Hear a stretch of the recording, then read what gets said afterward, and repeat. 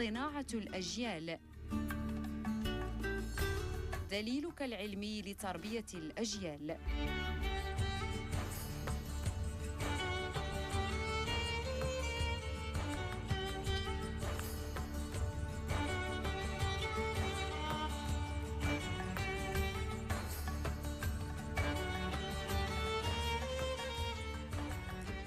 ويلا معكم دائما مباشرة على أثير إذاعة مكناس الجهوية لحظة فقرتنا صناعة الأجيال.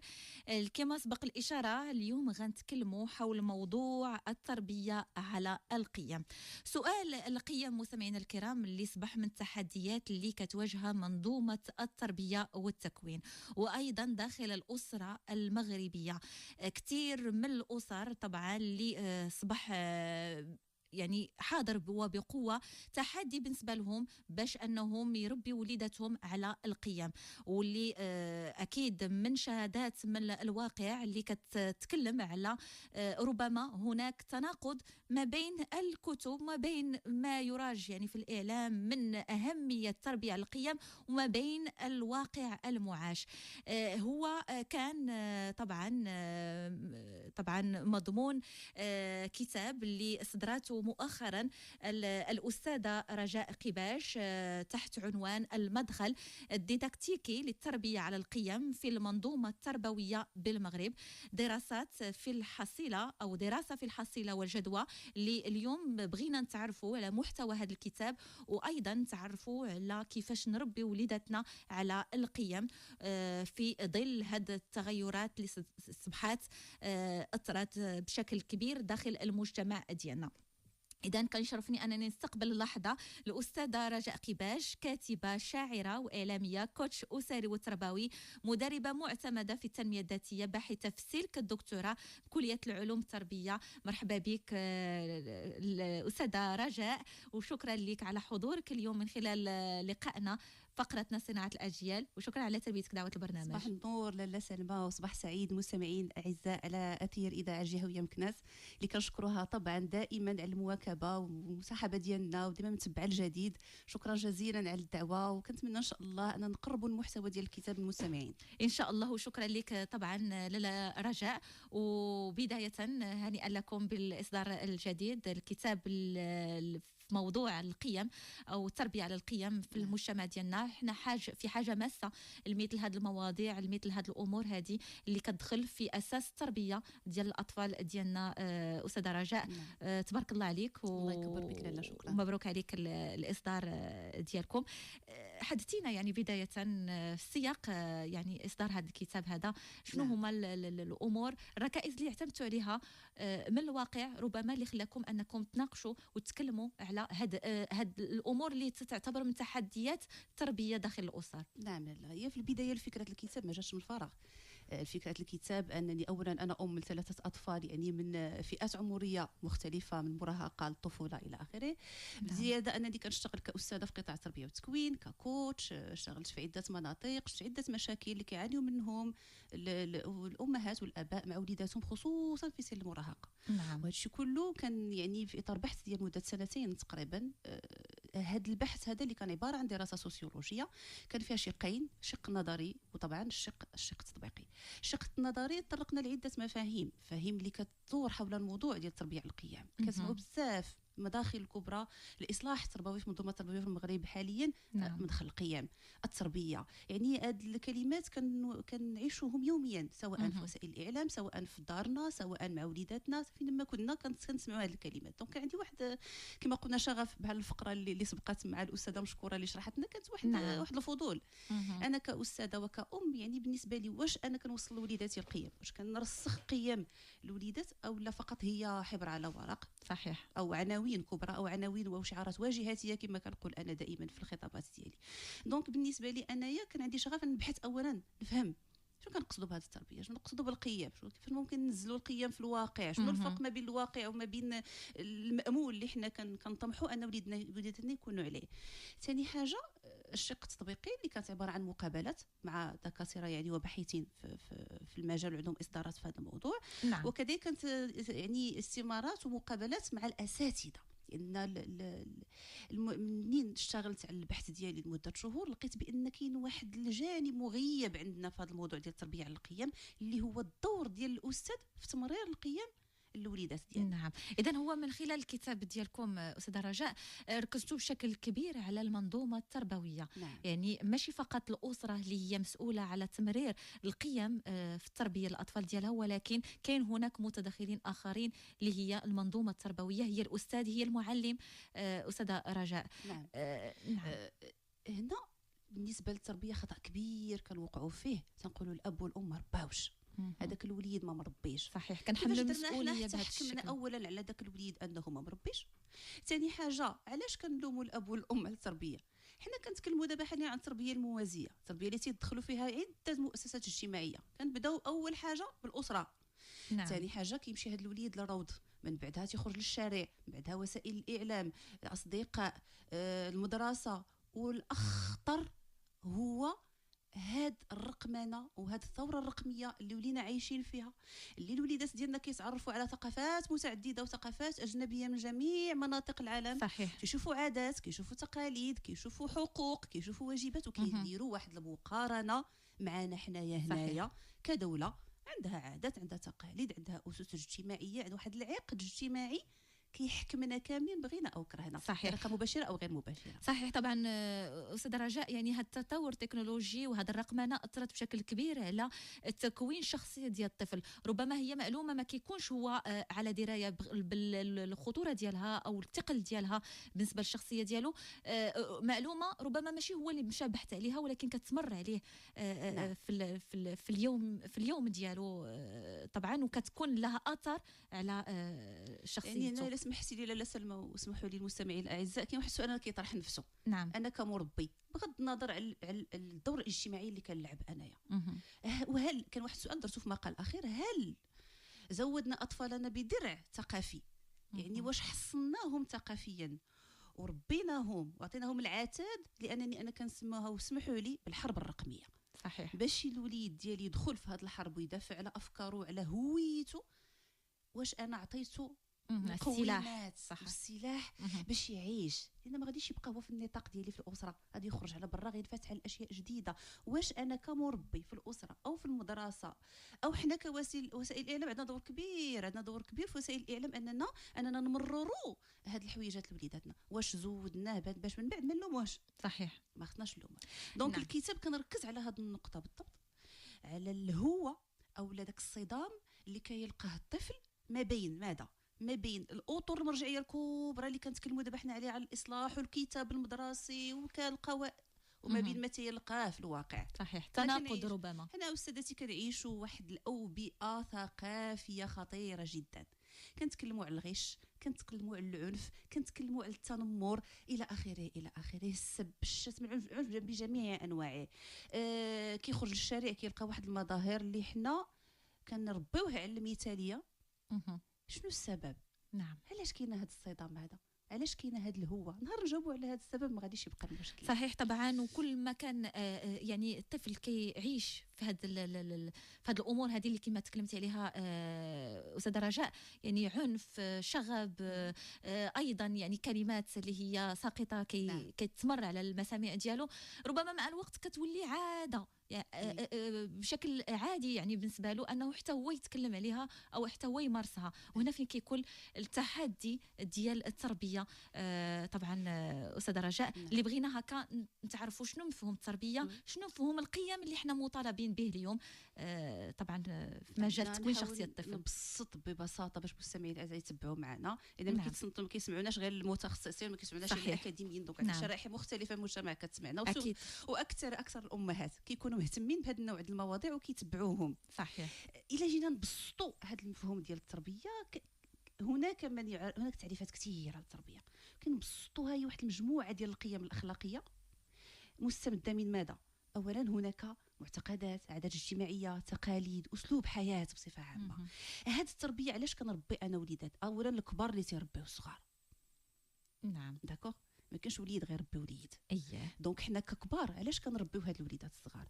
كنساهموا فاش؟ في توجيه السلوك، توجيه سلوك الطفل داخل هذا المجتمع، باش كنضمنوا بانه مواطن مبدع، يعني عنده واحد البصمه فعاله في المجتمع ديالو، كيتصرف فيه بشكل ايجابي. حنا خصنا نوجهوا السلوك ديالو من خلال التربيه اللي كنربيو. طبعا كما قلت في البدايه، هادشي كله باش يندمج في البيئه المحيطه به، البيئه الاجتماعيه كنقصد المحيطه به. اييه. التربيه كيتدخلوا فيها عده مؤسسات كما ذكرت، الاسره، الاصدقاء، المدرسه، وسائل الاعلام، الانترنت اتسيتيرا كثيره. هاد الوسائل كلها اللي كتدخل في التربيه طبعا كترسخ ليه واحد القيم. صحيح. هاد القيم كنسمعوا بهم بزاف، الاعتدال، التسامح، الاعتراف بثقافه الاخر، المساعده، نعم. زوينين هاد الكلمات كلهم، كيعجبونا وكيطربونا تينظمونا. ولكن منين تنمشي للتعريف ديال القيمه بشكل بسيط، كنقول بان هي واحد الطريقه في التفكير والفعل. القيمه ماشي تفكير فقط، حتى في الافعال وطريقه في الفعل عند الافراد وعند الجماعات كذلك. دونك كاينين قيم اجتماعيه، وكنتكلموا كذلك على القيم الفرديه، وتتخذ بشكل معياري وهي موجهه للسلوك والمواقف. شنو كنقصد بشكل معياري؟ هنا خصني هاد القيمه كمصطلح. مثلا نعطيك مثال باش نبسط اكثر. نعم. انا بغيت انت كطفل عندي او كتلميذ عندي، بغيت نرسخ فيك قيمه التسامح. اييه. باش غنعرفك بان هاد القيمه ترسخات، يعني بانك تشبعتي بقيمه التسامح. باش غاديش نسولك ما معنى قيمه التسامح، يعني غير مفهوم ديالها المصطلح. غنوضعك في واحد الوضعيه حياتيه، بمعنى غنوضعك في واحد الوضعيه مجسده، في عندك مشكل مع صديق ديالك او لا مع عاود لك شي قصه، ونقول لك شنو رايك. من داك السلوك اللي غادي دير انت، غتسامح مع الصديق ديالك، غتبوسو، غتعنقو، غتقول له لا يسامح مره اخرى ما نعاودوش شي، ما نديروش شي. هذاك السلوك اللي غيدير هو اللي جعلني انني نعرف واش ترسخت فيك قيمه التسامح او لا. واضح. اذا هي استاذه رجاء قباش يعني من لابد يعني دائما نكونوا في اختبار مع الاطفال ديالنا، نشوفوا في داخل حياتهم اليوميه واش فعلا تشبعوا بهذه القيم اللي احنا مطالبين اننا نمروها لهم في التكوين ديالهم. لا سلمى، كنتكلموا على المدرسه، والمدرسه هي كمؤسسه اجتماعيه وسيله للترقي الاجتماعي.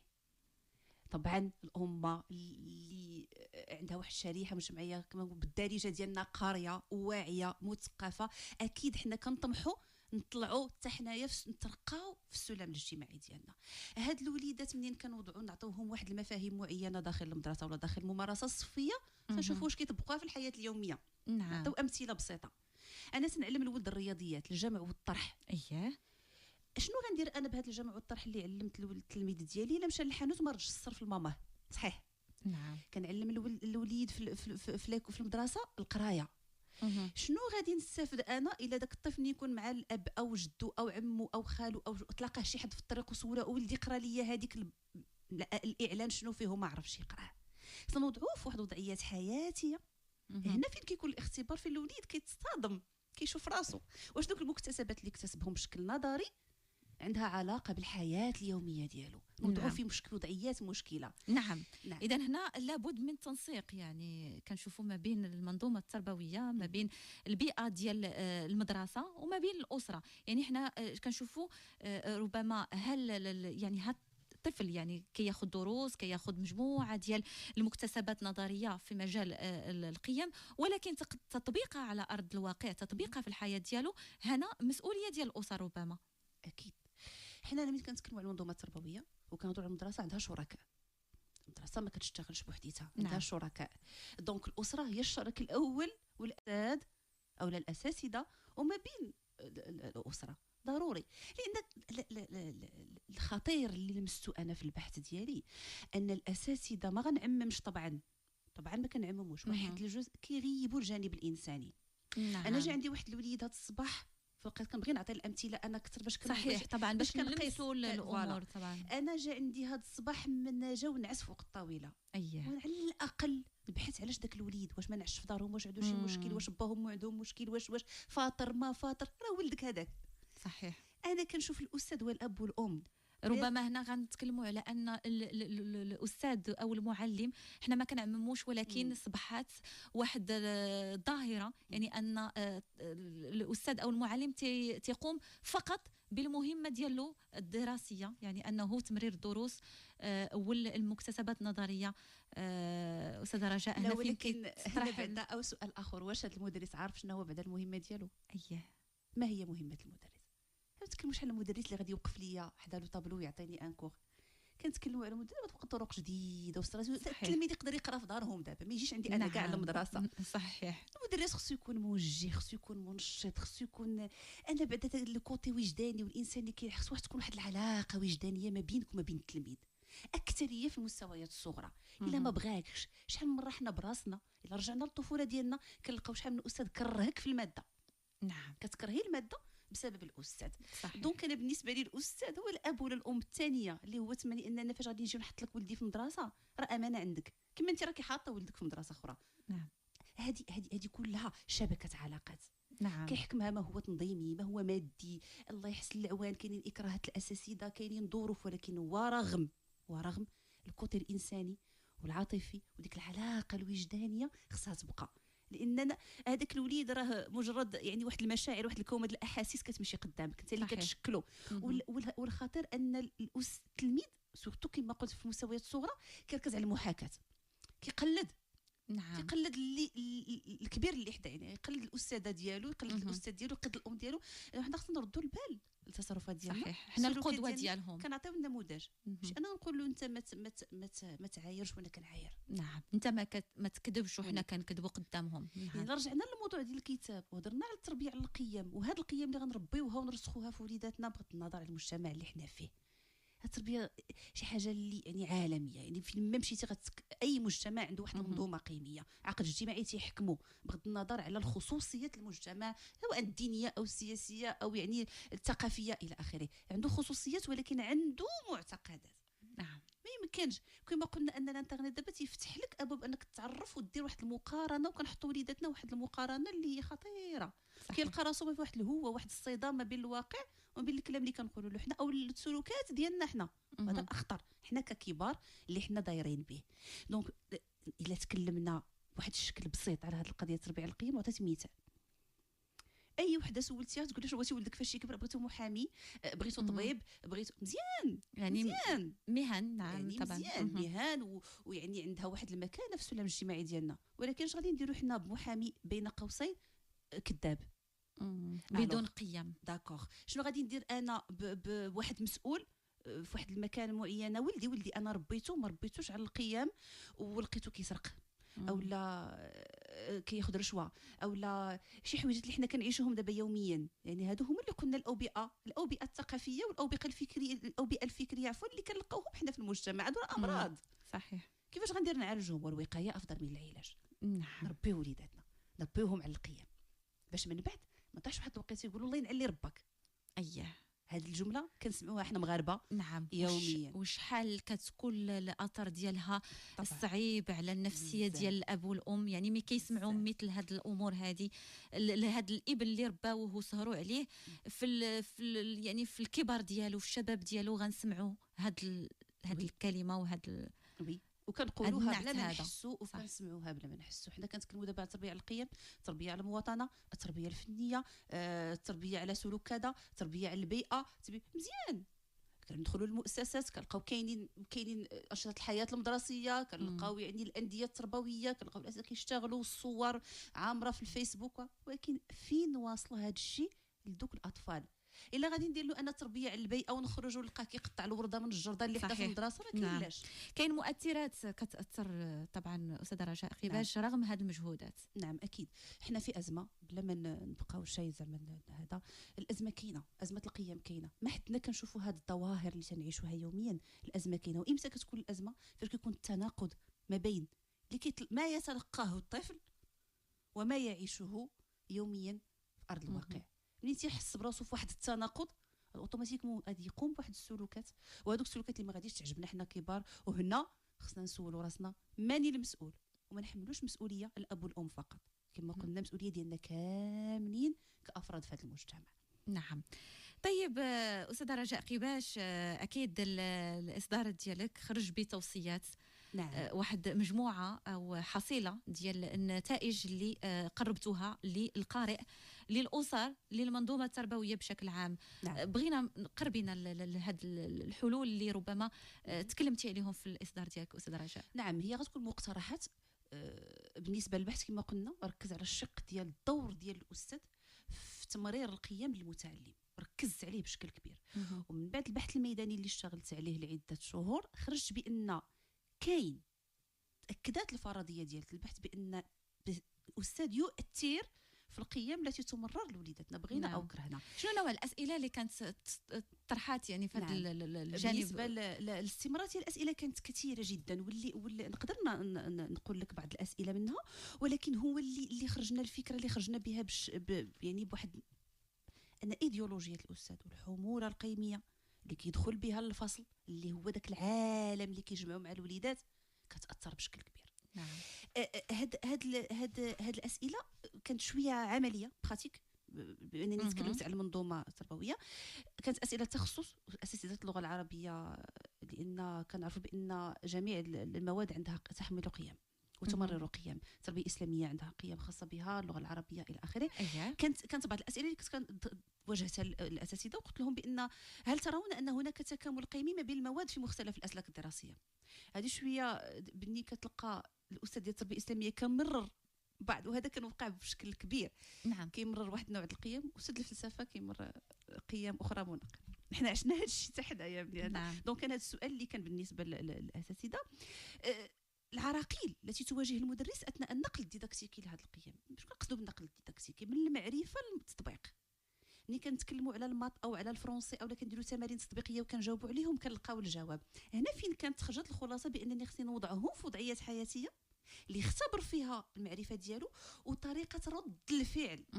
الفعل ورد الفعل. دونك عنده معرفه، كيشوف قدامه فعل، كيفاش ممكن يكون رد الفعل ديالو تجاه الوضعيه. هنا فين كانت الخلاصه ديال هذا. هنا تكلمنا على تكوين الاساتذه، لان عندهم مجزوءات قيم كيتكونوا فيها مراكز التربيه والتكوين. تيطلعوا على المستجدات طبعا. عندهم موديول خاص بالتربيه على القيم، كيطلعوا على المستجدات. عندهم اساتذه متخصصين في الميدان. سالتهم قلت لهم واش كافي؟ كان الجواب تيقول لك انا ما كرهناش، كنا نخرجوا في لي ستاج ونعيشوا هذا الشيء. القيم ماشي غير نقراوهم غير في المدرج، نعيشوهم. كانت ديما ديك لا براتيك اللي كتبغي كيكون عند الطموح الاستاذ انه يعيش واحد الوضعيه قبل ما يواجه المتعلمين بشكل كبير. هنا سولتهم كذلك تدريس القيم. نعم. كان هذا سؤال جوهري. هل ترون لتدريس القيم دور في النهضه التربويه؟ كنتكلموا عن النهضه التربويه، على الاصلاح التربوي، على واحد التحول جذري. هاد القيم هذه واش عندها دور في النهضه؟ بالفعل كانت جواب على 100%. جميع الاساتذه اللي استجوبتهم، وكانوا 384 استاذ تقريبا. نعم. جميع جهات المغرب، لان استعمل السماره الالكترونيه، وهنا فين كينفعنا التكنولوجيا. والاستماره الالكترونيه مشات في المغرب كله، وكلهم اكدوا 100% بان هناك دور محوري كتلعبوا التربيه على القيم، يعني في تحقيق الارتقاء وجوده التعليم، طبعا بالمنظومه التربويه بالمغرب. نعم، واضح طبعا. اكيد طبعا. وهنا دليل على ان كاين هناك ازمه القيم. طبعا استاذ رجاء قباش غنرجعوا للتوصيات، وطبعا هكا من خلالها غنعطيو حتى نصائح للمستمعين كيفاش نعاودوا او كيفاش ربما بشكل بسيط كيفاش نطبقوا هذه الخطه الفعليه في الاسره ديالنا داخل المجتمع. استاذ رجاء، النصيحه اللي كتجيني انا يعني حاضره بقوه هي نتحملوا المسؤوليه. انا نتحمل مسؤوليتي، انا استاذ، انا اب، انا صديق، انا تحمل المسؤوليه. يعني هذا الطفل هذا اللي بين يدينا خصو يكون، حنا خصنا نديروا واحد النوع ديال التواصل ما بيناتنا. الاسره والمؤسسه خص يكون بيناتهم تواصل. نعم. الجانب الانساني في الوليدات ما خصناش نغيبوه نهائيا. حنا ماشي تنركزوا فقط على المعرفه، ولكن كنركزوا على سلوك الطفل، والسلوك هو اللي غادي يبان به ويعيش به ويندمج به داخل المجتمع. حنا ما بغيناش واحد الطفل اللي هو منبوذ. نعم. اللي كيحس براسو نافر من المجتمع ديالو، او اللي كيحس براسو ديك لانترو في وسط المجتمع ديالو. الطفل خصو يكون مندمج بشكل ايجابي، وباش ندمجوا الطفل ديالنا في المجتمع وتكون عنده واحد الحصانه نفسيه وصحه نفسيه باش يندمج مع مجتمعات اخرى من بعد، يعني غادي يكبر من بعد وغادي يخرج من عندنا من حدانا. نعم، يعني ما غيبقاش تحت خاصنا سقف الاسره. نتحملوا المسؤوليه. التربيه هي مسؤوليه في النهايه. وصحيح طبعا الأستاذة رجاء قباش، وإحنا من خلال فقرتنا صناعة الأجيال اليوم إلى ما مررناش هذه القيم هذه في المرحلة ديال الطفولة، أكيد غتكون معاناة لهذه الأجيال الصاعدة وهذا الشباب اللي يحمل المشعل اللي غتكون عليه مسؤولية في المستقبل ديالو.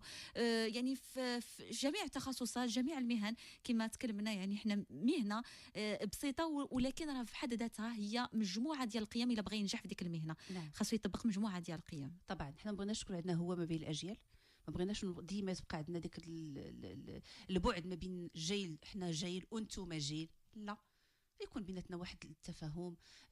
نربيو بحب في النهايه، ما نربيوش بعنف، ما نربيوش بالبغض، ما نربيوش نربيو بالحب.